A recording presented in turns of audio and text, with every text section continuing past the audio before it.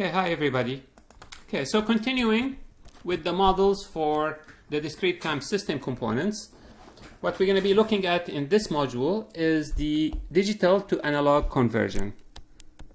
So we're going to be looking at digital to analog conversion. And what we're going to be looking at in particular, we're going to be looking at the zero order hold, and we're going to be looking at first order hold. Okay, so what does the digital to analog converter does? It takes a sequence of numbers u of k and construct a continuous time signal that we called u bar of t. So the digital, let me just abbreviate, the digital to analog converter takes a sequence of numbers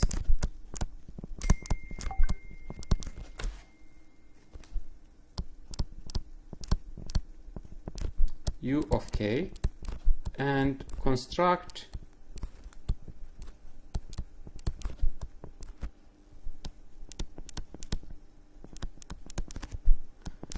a continuous time signal u bar of t.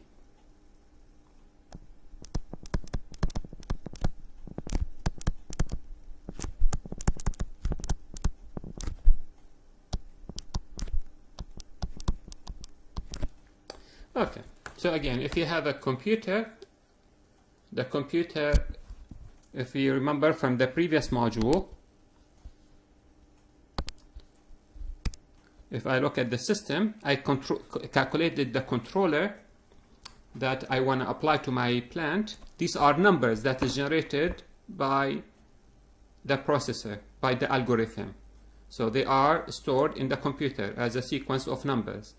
In order for me to apply it to a physical system, I have to take this sequence of numbers and convert it into a signal, a continuous time signal that we are labeling as u bar of t. So therefore, the digital to analog converter is going to take my discrete time sequence u of k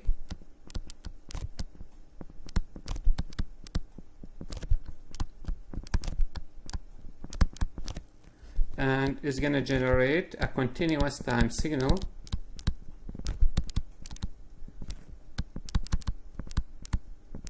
u bar of t.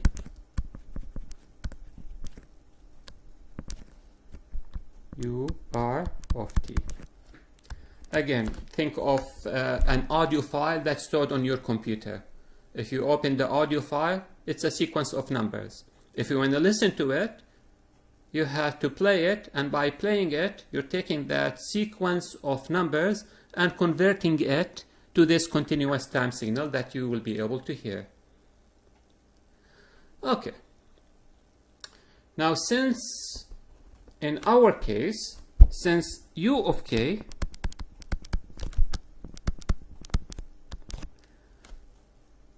could have been obtained by sampling a continuous time signal u of t,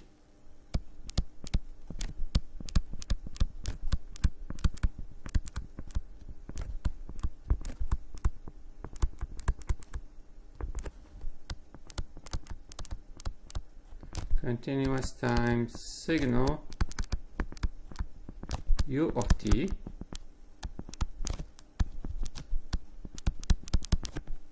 we can think of u bar of t as the reconstruction of u of t.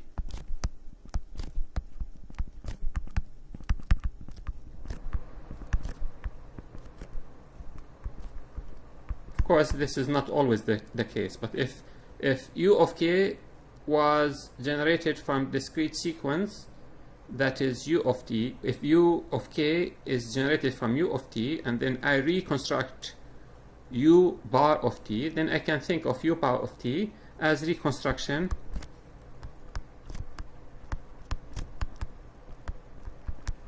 of u of t. So what that means, if I take u of t This is a continuous time signal. I sampled this signal.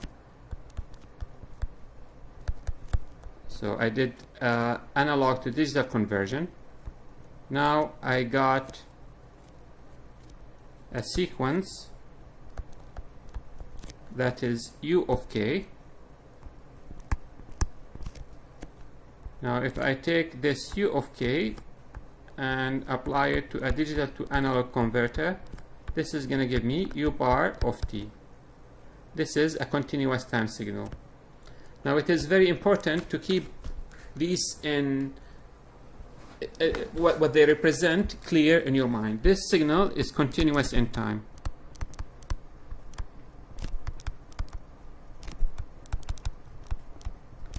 This u of k is just a discrete time sequence.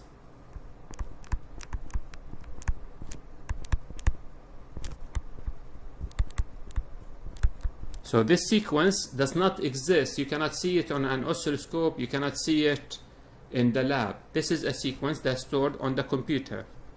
But then I can reconstruct it using the digital to analog converter to get back a continuous time signal.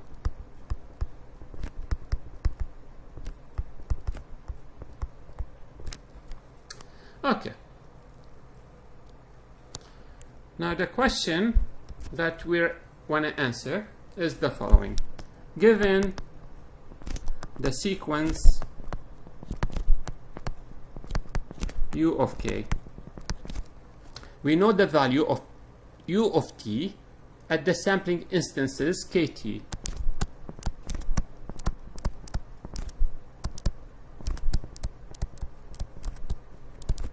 Of u of t at sampling instance t equal to k multiplied by t. However,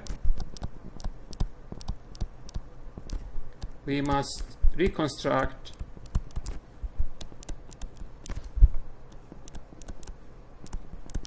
u of t between the sampling instances.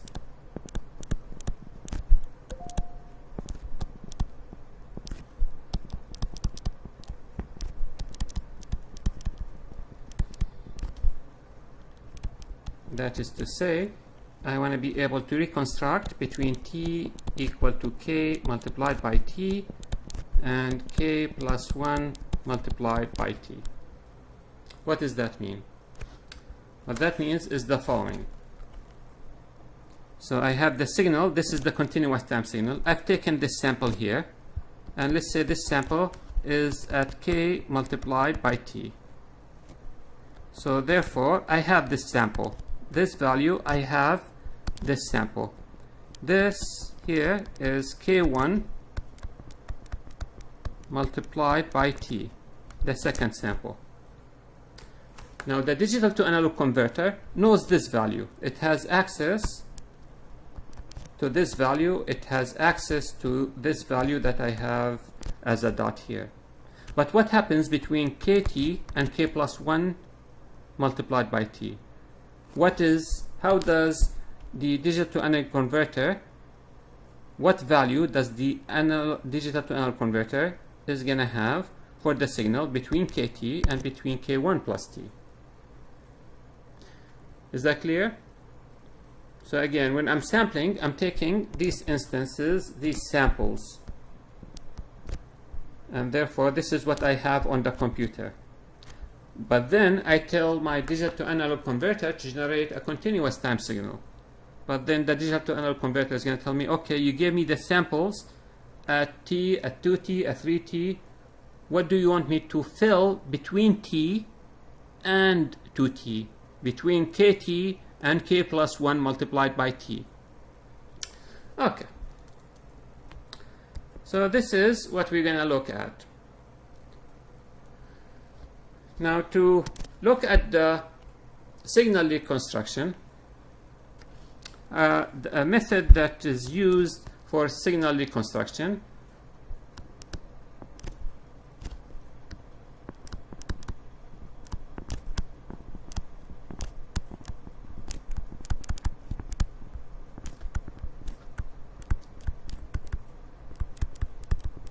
is polynomial extrapolation.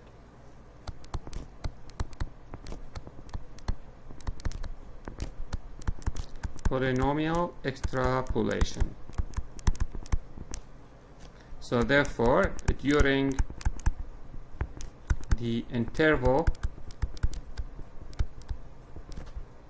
when t is between kt and k plus 1 multiplied by t, we can represent the signal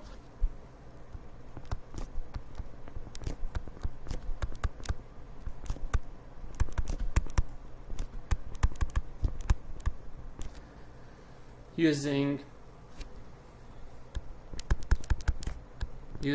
Taylor series expansion.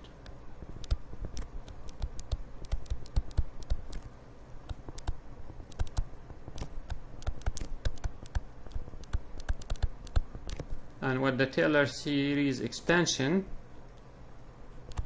at a point is given by the following.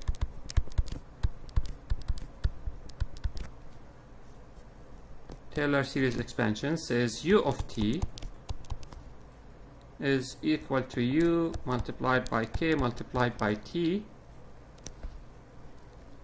plus du of t by dt at t minus k multiplied by t, and this is calculated at t equal to k multiplied by t, plus the second derivative over 2 vectorial of u of t by dt, also calculated at t equal to k multiplied by t, t minus k multiplied by t squared, and so on and so forth. So what does that mean? So what this says, okay, you know the exact value at u of k multiplied by t, but you want to fill in between kt and k plus 1 multiplied by t. So therefore you can fill it by substituting for t in u of t.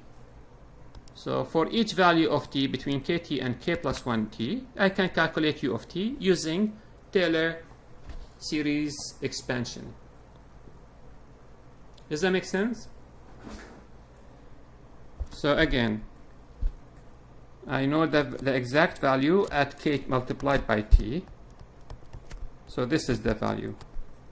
This is k1 plus multiplied by t. I know this value too.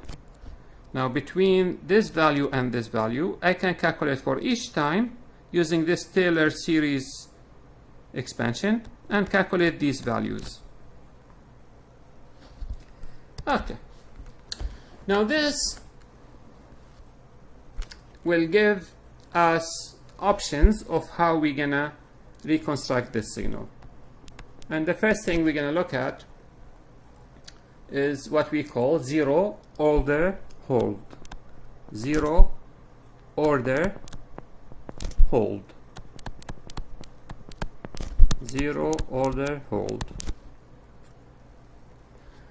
So what the zero order hold says is the following.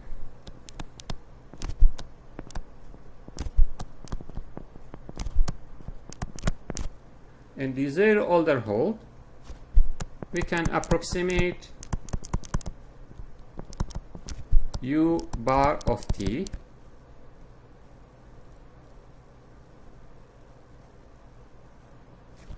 using the zero order polynomial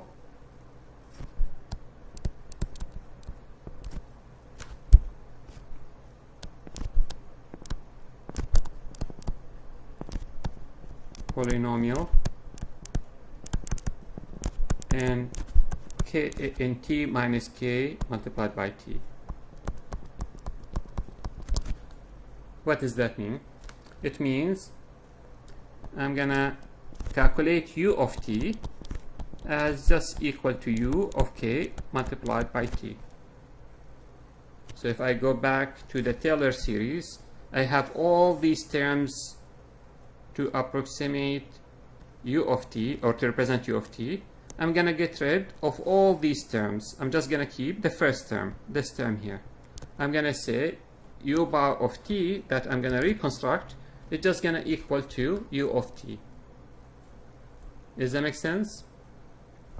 So in this case, of course, we know that u bar of t is not going to equal to u of t. Why? Because we ignored all these terms that we have here. We ignored all these terms, and therefore I'm going to get an approximation. So this u bar of t is not equal to u of t, since we have ignored the higher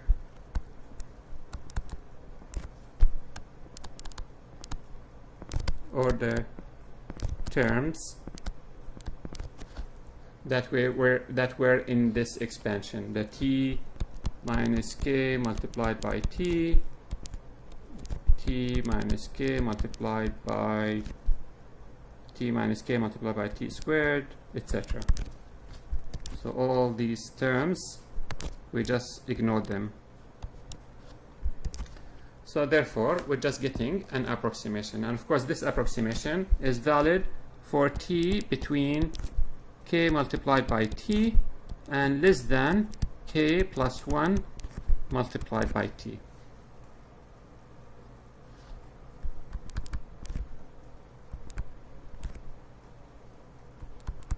Okay. Although this derivation might look complicated or overwhelming, it's in fact hopefully very simple.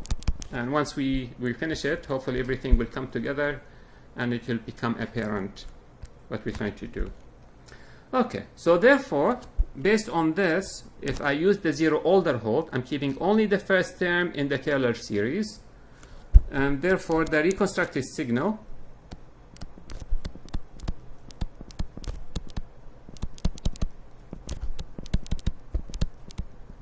u bar of t is piecewise continuous. Piecewise constant, and is continuous from the right.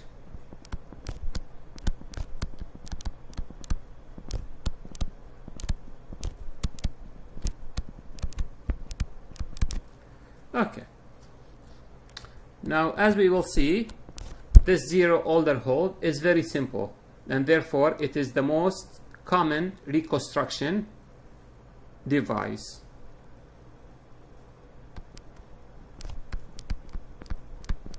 Because of simplicity, zero-order-hold is the most common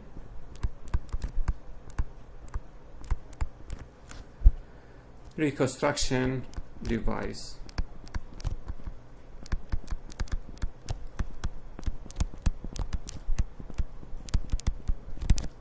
Okay. So let's illustrate what this means. Let's illustrate the operation of this zero-order-hold.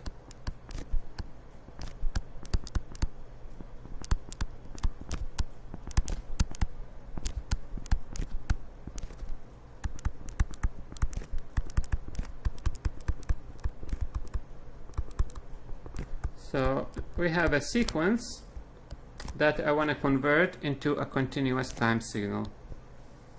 And this sequence, this is the sequence that is stored on my computer that I want to generate. Let's say it is a 1, and then I have a 3, then I have 0.5, and then I have 1.5.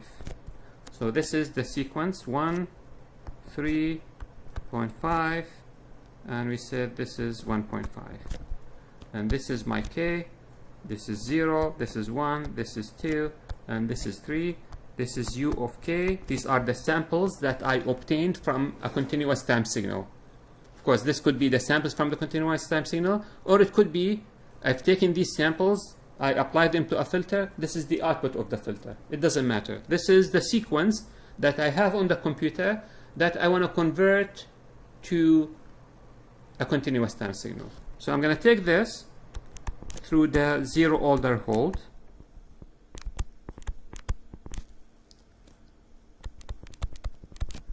And what the zero order hold is going to do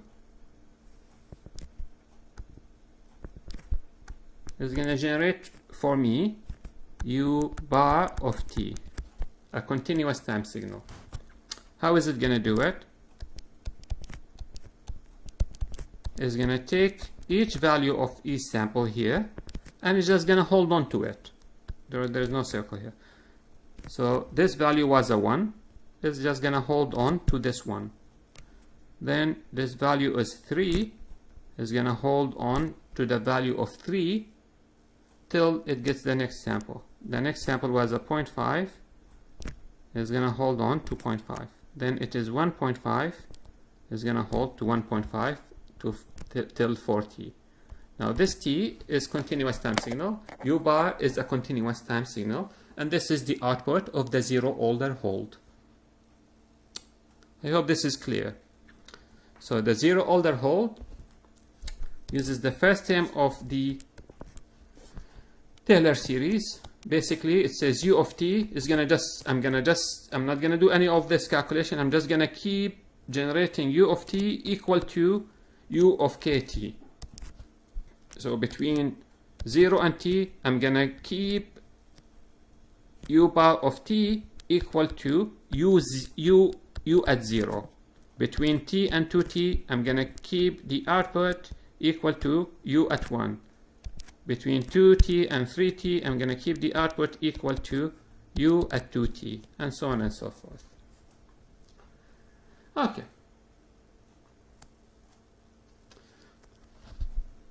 Now we are interested in the mathematical model of the sample data system. So what we want to do, we want to obtain a transfer function representation of the zero order hold digital to analog conversion. So in order to mathematically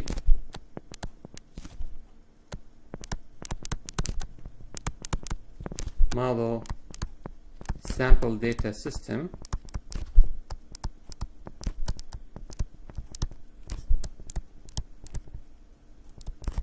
we need to obtain the transfer function representation of the zero order hold.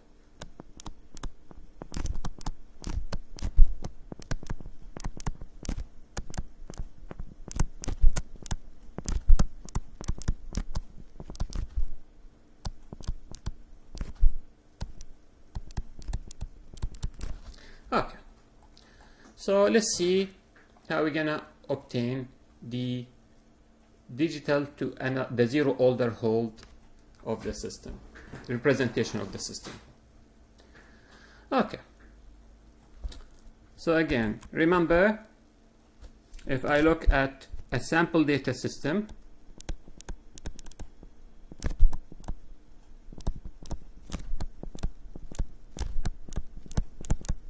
I have a u of t, I have a sampler, and then I have a digital to analog conversion. This is t, this is sampling, this is u of k, and this is u r of t, and this is reconstruction. Of course, somebody looking at this system is gonna say, oh, so why you're sampling and then reconstructing? That's not what we're gonna be doing, but we're doing this just to get the mathematical model. Between the sampling and the reconstruction, there is a filter or there is a controller. But for the time being, we're not worried about that. We just want to get the model. Okay. Now this, at the output of the sampler, from the previous module, we said we can represent the output of the sampler as u star. So here I have u star of t, and u star of t is equal to the summation from n equals 0 to infinity u of t delta of t minus n multiplied by t. This is the output of the sampler. And therefore, if I look at my zero order hold, this reconstruction D to A, I know the input to it and I know the output. The input, so this is my digital to analog converter, and we are considering the zero order hold. The input is U star of t, and the output is U bar of t. Okay. Now, how do I get the transfer function for this system? Very simple. I can just apply an impulse to the zero order hold. So to get the transfer function,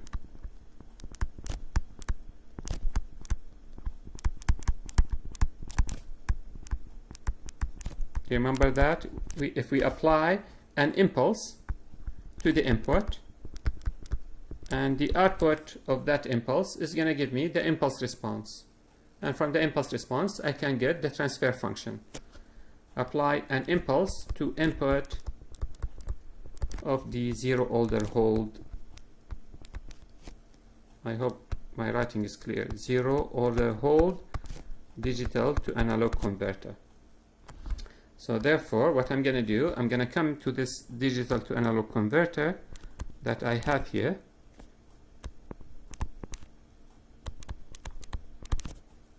And what I'm going to do, I'm going to apply an impulse that has an area of A1, a unit impulse. Now if I apply an impulse here, what is the output of this system going to be? The zero order hold told me that if you apply an impulse at any time, I'm going to hold it to you till the next sampling time. So if I apply a unit impulse that is equal to a 1, then the output is going to be a 1, and it's going to hold it for me for t seconds. So this is going to be my output, U bar of t. And this is time. Does that make sense?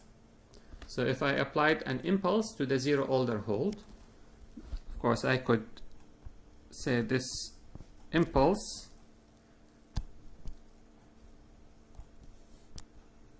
is the same as having U of k, and k is equal to a 1.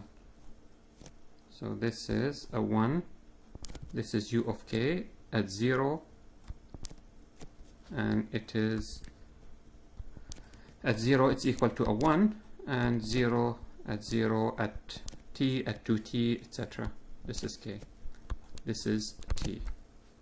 Again, there is two representation for the output of the sampler. We can, from the previous module, we can have it as U of k or as U star of t. Both of these represent the output of the sampler. U of k, it means I have a value of 1. U star, this is U star of t, it's an impulse that is equal to a 1.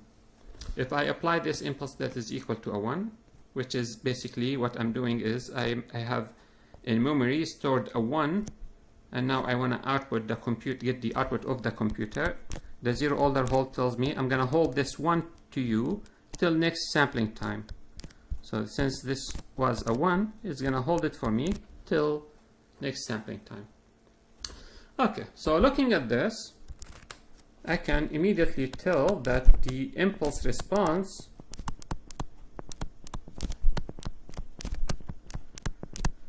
I can express it, the impulse response of the zero order hold digital to analog converter, the impulse response, zero order hold. This is zero hold of t. What is this equal to? If I look at it, this is nothing than a unit step minus a unit step. I can express this as U0 of t minus u0 of t minus t, where u0 is the unit step function.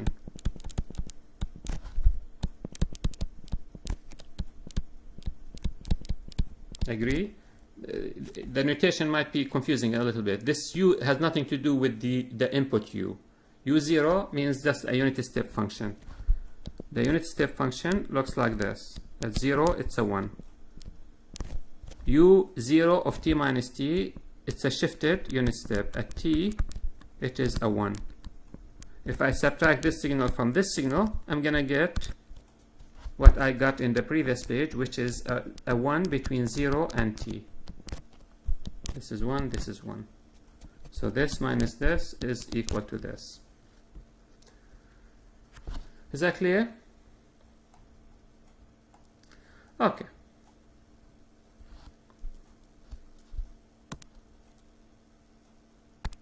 Okay. So now that we know the impulse response, we can calculate the transfer function. How do I get the transfer function? I just have to take the Laplace transform of the impulse response. By definition, the transfer function of the zero-order whole of S is equal to the Laplace transform of the impulse response gh0 of t, and this is going to equal to the Laplace transform of u0 of t minus u0 of t minus capital T, which is the one we have above. What is this equal to? The Laplace transform of the unit step is 1 over s. What is the Laplace transform of the shifted unit step? Is going to be 1 over s multiplied by e to negative t multiplied by s. This is the shift property of the Laplace transform. Agree? So therefore, the transfer function h0 of s is going to equal to, I can write this as 1 as s, and then I have 1 minus e to negative t multiplied by s. So therefore, this is equal 1 minus e multiplied e to the exponential of t multiplied by s divided by s. And this is the result that we are looking for. And now we know where this result is coming from.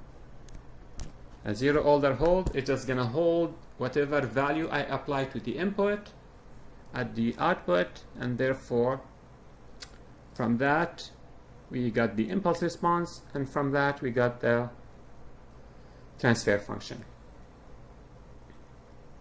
Okay, so therefore I can represent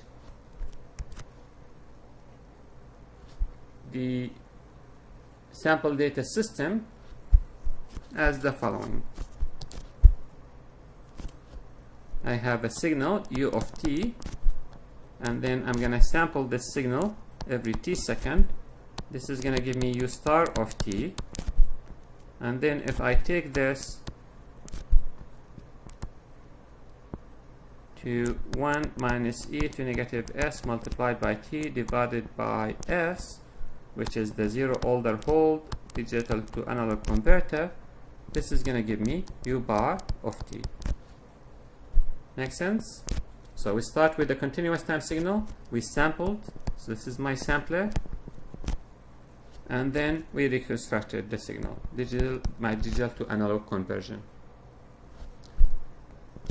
Again, in today's module, or in this discussion, we're just looking at modeling these. Then we're gonna represent the whole system that will have other components in it. Okay.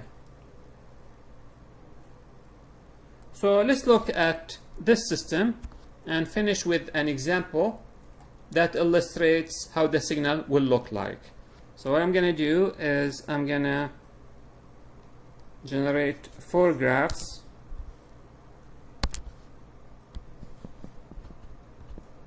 One, that represent these 4 signals. 2,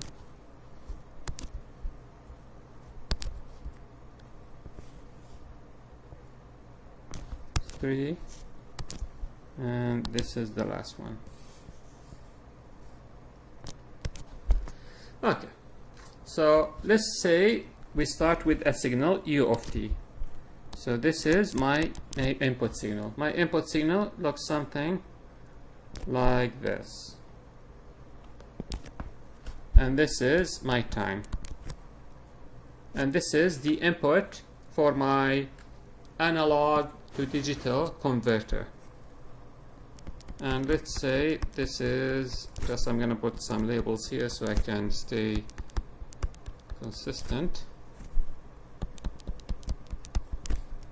So let's see what's going to happen to this signal as we take it through this system. So at the output of the sampler is going to take this u of t, is going to convert it to a discrete sequence. So I'm going to have a value here, a value here, a value here, and a value here. Now this, let me label, this is t, this is 2t, this is 3t, and so on and so forth. This is 0. So therefore, I'm going to get a sequence u of k based on the values that I have, that I sampled here. So this is a discrete sequence. This is a sequence of numbers.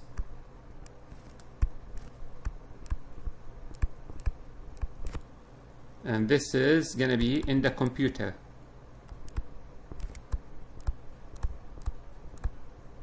So if I have remember, if in the signals and systems, if I recorded an audio signal, I can go to MATLAB, I can open the file and see the sequence of number that is used to represent this continuous time signal. Sequence of number is not a physical signal that exists. This is a sequence of number. This is k. Okay. Now here I can take this and represent it as an impulse train. And this impulse is gonna give me u star of t. So this is an impulse, and the magnitude of this impulse, or the area of this impulse, is u of 0. Another impulse, the magnitude or the area is u of 1. Another impulse, u of 2. Another impulse, u of 3. Now this is time. Now this signal here is conceptual signal. It does not exist. Conceptual.